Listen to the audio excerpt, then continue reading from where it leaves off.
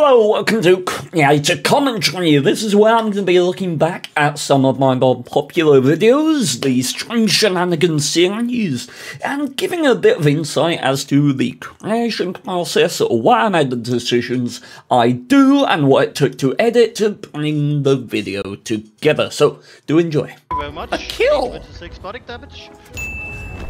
4 hit points! I did it, Mum! That's actually interesting, because in the more recent Strange Shenanigans, you'll notice that all of the edits that I do, if you look at the earlier Strange Shenanigans, sort of like episode 30 and before, I would do lots of zooms in on the action, either on the minimap or on a particular tank or this, that, whatever, and I still utilize them, but there is a constant attempt by me in my newer content to, instead of zooming the whole image in onto a particular interesting thing, I instead take that thing and make it bigger, like I did with my face at one point in this clip. And that's entirely because you don't lose as much context. If I zoom the whole screen in, you lose a lot of everything around, right? Whereas if I take the small thing and make it bigger, you still have context, and it just feels like you're more centered in the actual clip and understand what's going on better. At least in my opinion. Tonight we dine in hell. Believe it or not, that when you hear the zoom, I utilize that sound effect quite a lot, especially when ramping up to like a big impact. You'll hear it a lot in the KV5 trees. What that is that's actually a sampled down clip of an animal stampede. Right? So it's the rumble from loads of feet and hooves pounding, and it works really well for just making something feel more dramatic. Like, you can hear it again in the background when I zoom in on the face here. Tonight we dine in hell. That pounding of hooves just somehow adds more to it, as well as having a bass boost with the bass boost with the actual audio itself.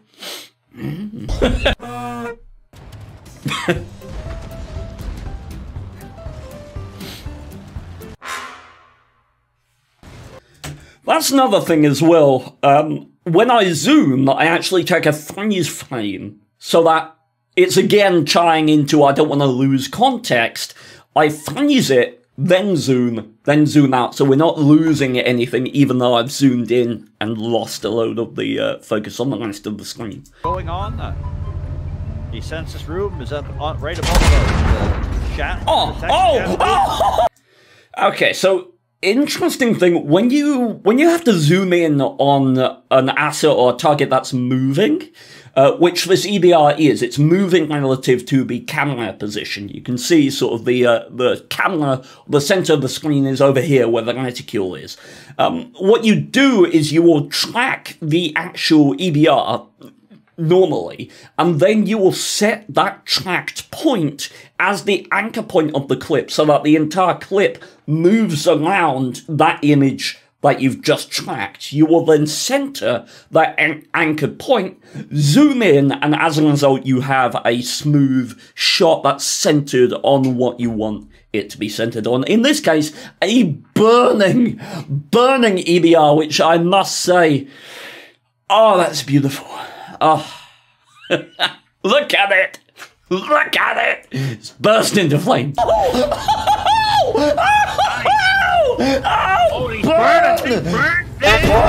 you really bastard!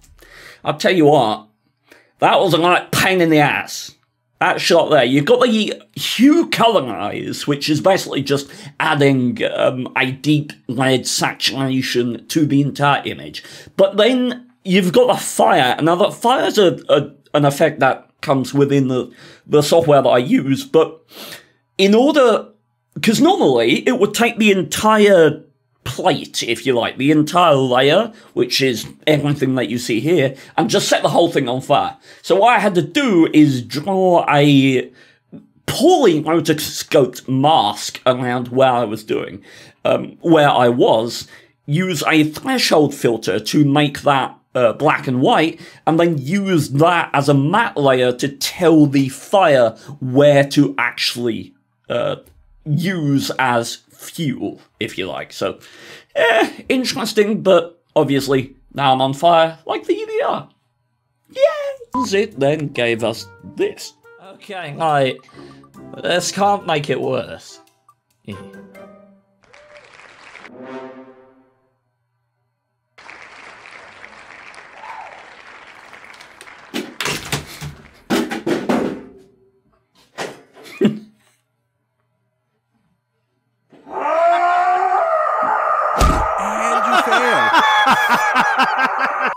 So my nose is being pounded. One thing I liked about that is the timing of the music.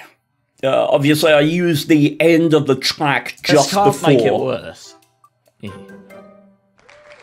Like, you have that ba-ba-bam, and then it comes up. It's just little things like that that just add to the quality of a video. And honestly, things like that are some of the most time-consuming things, because I guess not in reality. You don't sit there and take ages and ages and ages, right, doing something like this. But, I mean, in terms of how little result you actually get, like, how much time you say, okay, how's this gonna work? How's it gonna make the clip feel?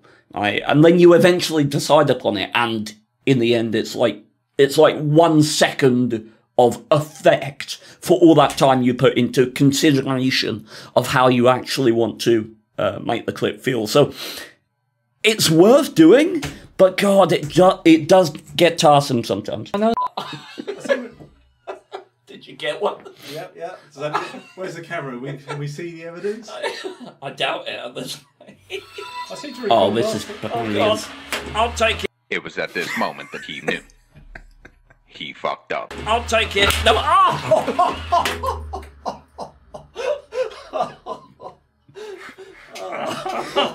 What I love about that Fucked up.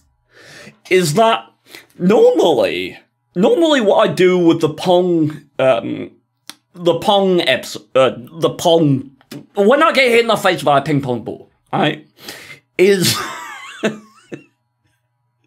I will add a sound effect, and the sound effect is of a ball hitting me in the face, but there's this lovely sound effect that I put together from sampling different times of me getting hit in the face, and that's what I usually use, pitch edited every single time, just to give it a bit more punch and add to the comedy of it. This one, just no sound effect whatsoever. All I did was take the, 5 milliseconds where you get the audio of me being hit and duplicated it, and that's it. It's literally just the audio of me getting hit in the face. So that smack that you hear is just pure gold. I'll take it. No. He fucked up. I'll take it. No. Angle. Right. I want to legitimately hit the guitar. Alright, come on. Hey, that looks a good one.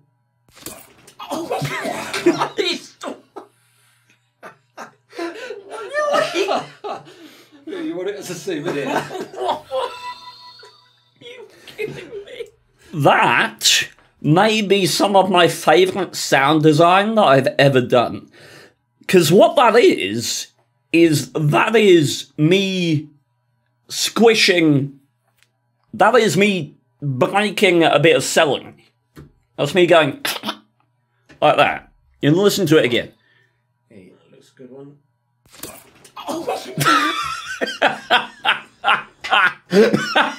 And it just works so well. Hey, that looks a good one.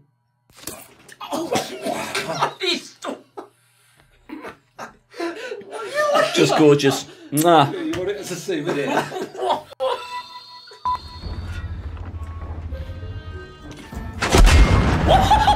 What? You want to land that shot by me again, Water Tanks? What the fuck? Okay. Okay. Two interesting things here. You'll notice that when I drop down the replay there, it stops just above my current webcam. Now, a lot of people, you know, the webcam's not there for no reason. A lot of people like to see sort of my reactions and how I'm getting into and enjoying the game. And so, you know, if I brought this just a few pixels lower, it blocks off that element, which, you know, isn't tragic, but it's just, you know, it's just polish. Just makes the video tie itself together that little bit better. In addition, the T30 crossing, also T30, I am in a T30, it's relevant to the clip. Not only that, but you'll notice the drive wheel of the T30 isn't actually moving. And that's because it's just a still PNG image downloaded from text.gg. But with the sound design and the swiftness and the mask animation coming across from one clip to the other, you don't actually really notice that it's just an image. Okay! So yeah, it just comes across here, and you can see the mask is exactly... The tank is just big enough that it conceals the entirety of the screen. So the mask is from the cupola down, and it comes through the middle here, and just swipes to the next scene. It just, again, just adds something to it. Okay.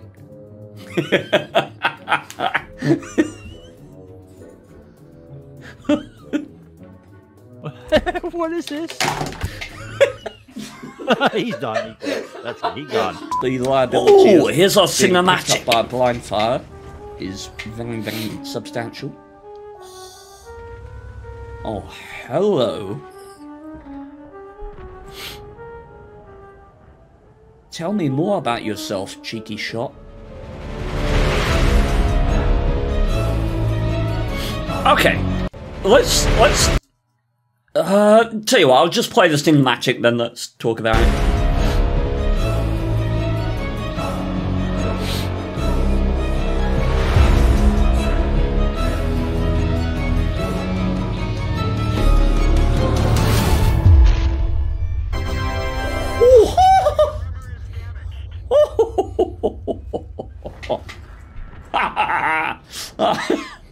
That is beautiful. Okay, so cinematic-wise, now when I go about constructing a cinematic, I will look at the clip, and then it goes clip, music. Right? Second, music is either first or second on the list. I will scour every sort of copyright-free music site that I can. I'll look on YouTube, I'll look on Epidemic Sound, SoundCloud, all of these places where I can find music, and I'll be listening to every piece of music with the clip in mind to try and decide what I want to do with it, and eventually I'll find a piece of music where I think, okay, yes, I can visualize that establishing shot, that wide, and that carrying on to the conclusion, right? And then I'll put that together, and I'll do it shot by shot. So what I will do is I will have the editing software open in the background, I will film the shot I need, and I'll polish and edit that together, and then I don't film sort of all at once and get whatever I might need and then try and fit that in to the music, but that's just asinine. I will film exactly what I need, knowing what I need beforehand. So this is actually two images, two shots in one. So you've got the zoom in, which is actually me moving the camera from a certain position, zoomed in and just slowly moving forward. And then you've got a stationary cut-out image of the ISU's gun overlaid over the top. And as I'm going forward, I animate the image of the gun so that it looks like it's coming towards the camera. So it's actually two shots, but it allows me to get the environment zooming in to give more context to the shot, whilst also having the gun to make it look like it's staying in the same place. And obviously the switch of the zoom from the foreground to the background helps as well. This is... There's a lot of masking going on here. So you've obviously got the blurs. You've got...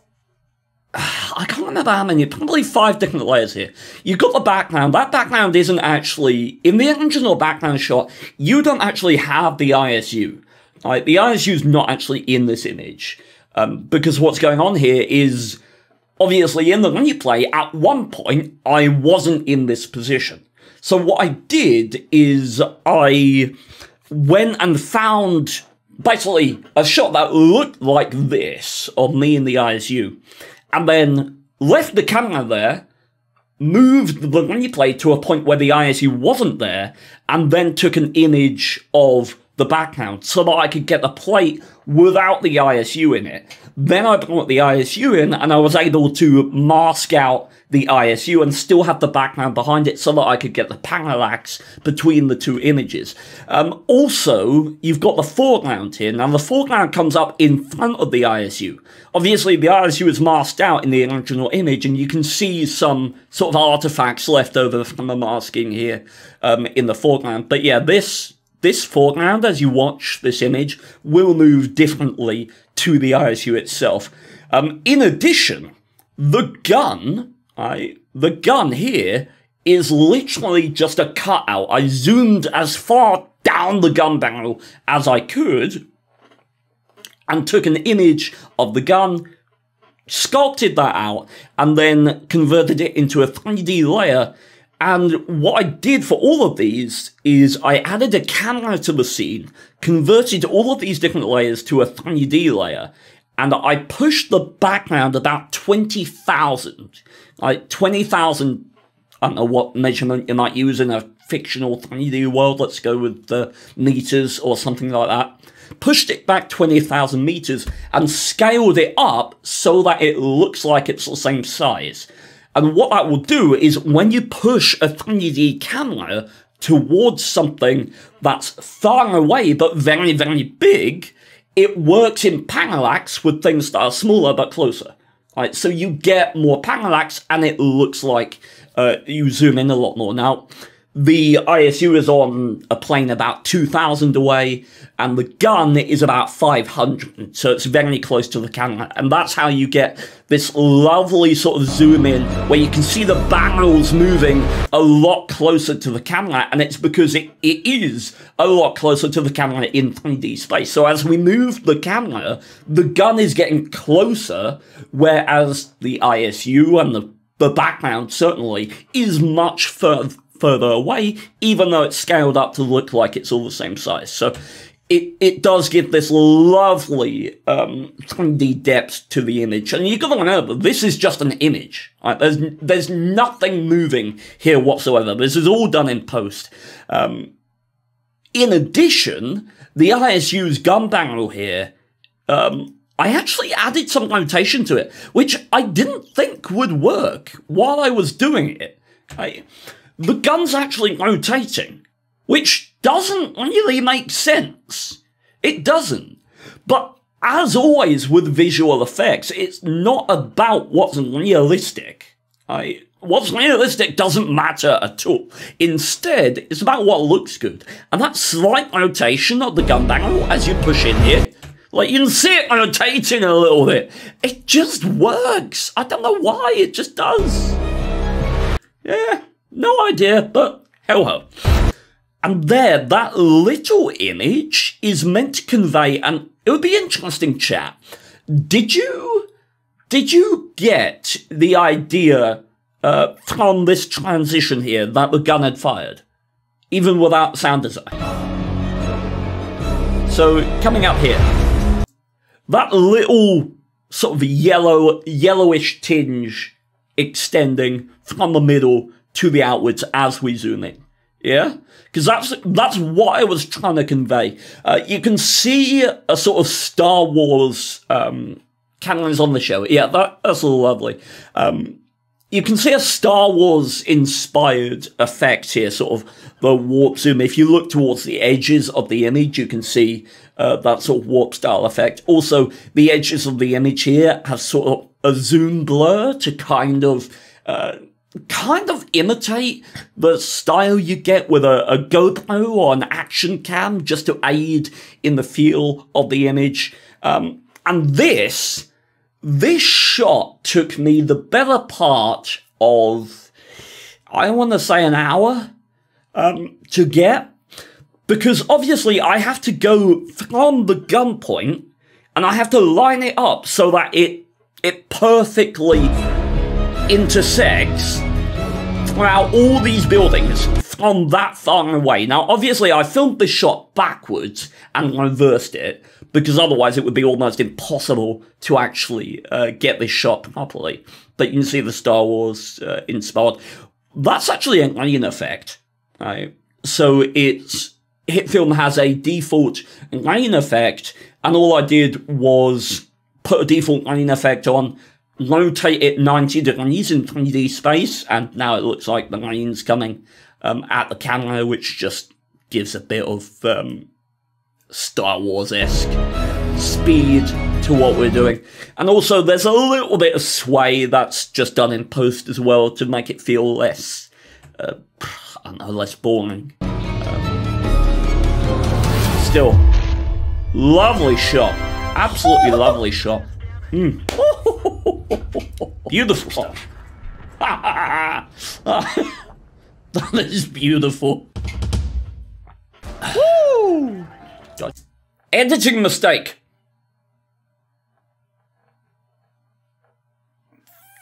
Fuck. Hey. That zoom out. This it's actually a displacement effect mapped to, or using a matte grade layer from a default shockwave that I downloaded. That is meant to be when I land the GW, and I think it is still there. So I have no idea why it's. Maybe I duplicated it and accidentally put it at the start here. No idea. But yeah, that shouldn't be there. Dodging piggies. Okay. GG. I'm gonna look at this piggy. What? You can hear that stampede effect again, ramping up. Holy hell! That guy got a lot of damage. Holy shit! Style point. Dude, I gotta join you lads. Merry Christmas. See, the additions sort of like J-Deg jumped off a cliff or was killed himself, though, that's really just for the merit of sort of people watching on smaller screens like a phone or something like that, where it's not immediately obvious. And also it makes it more noob-friendly. Like, if someone was beginning at the game, they may not know why I blew up there, so was killed himself sort of gives that implication of the fact that I shot the gun and blew myself up. So it just adds context, and obviously there's a tiny little shake at the top to sort of introduce the element. Like, if you, while you're editing, if you just literally cut in an element and it just appears, sits there, and then disappears, it's boring and it's dull, right? So I add a shake effect, ramping down from sort of 30 to 0 in about half a second, and it just adds this pow as the element is introduced there.